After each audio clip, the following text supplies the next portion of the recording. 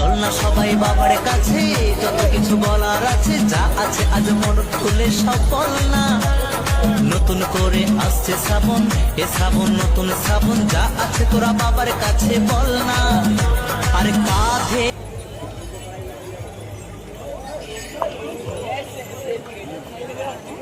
চিন্টু চিন্টু আর সমু বর্ধমান থেকে এসছি, ঠিক আছে? যেখানে আছে সেখানে চলে আয়।